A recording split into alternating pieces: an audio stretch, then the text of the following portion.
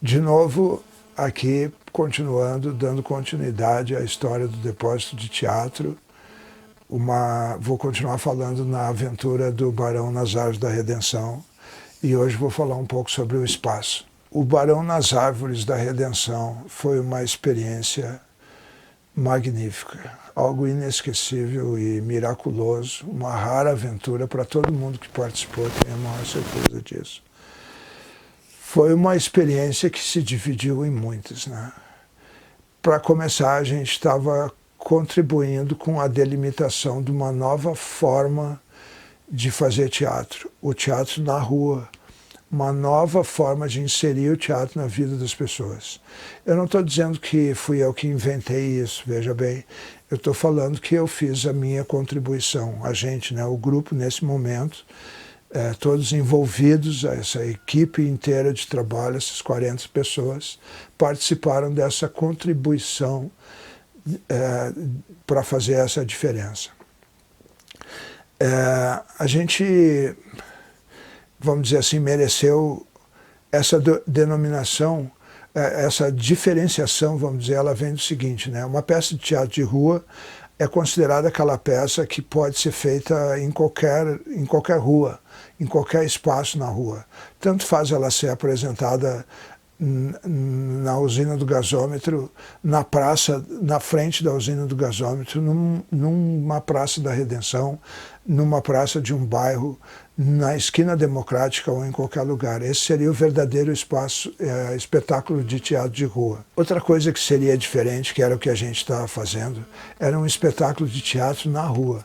Vamos dizer assim, aquele espetáculo que, no caso do Barão nas Árvores, por exemplo, ele era realizado num espaço não convencional, na rua, mas tinha que ser naquele espaço. O teatro onde ele acontecia era em cima daquelas árvores do Recanto Europeu que permitiam com que os atores passassem de uma árvore para outra e tinham uma ligação, uma sequência de árvores que permitia isso. Então ele não podia ser realizado na praça, na frente do teatro, na praça da frente da usina do gasômetro, por exemplo, porque não havia essa mesma conformação de árvores que permitisse a realização do espetáculo.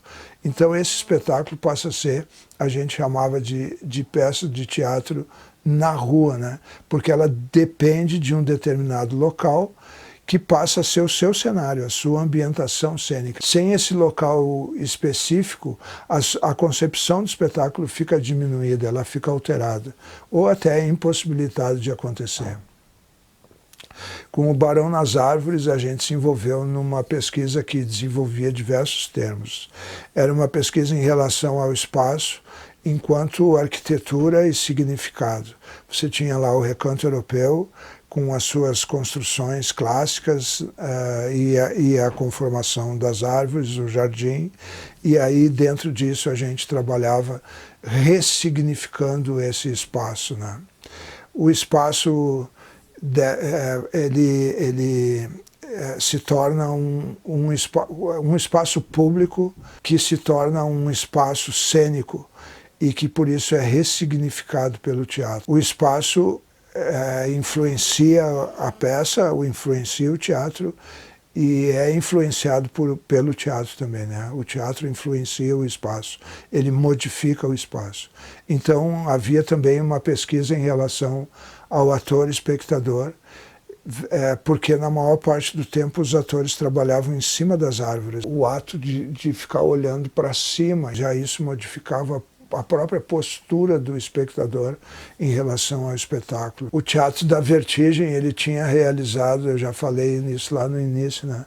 O Paraíso Perdido foi a primeira experiência do Teatro da Vertigem que foi realizado dentro de uma igreja.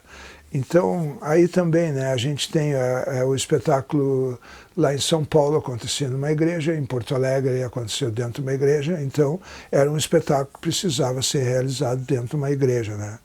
E isso foi em 1992, eu estava em São Paulo nessa época, quando estreou o Paraíso Perdido, eu atuava no espetáculo Decameron, produzido pela Companhia Extravaganza, e nós estávamos fazendo uma temporada no subsolo do Teatro Ruth Escobar, né, que aí era um palco italiano, e, vamos dizer assim, um palco convencional, né?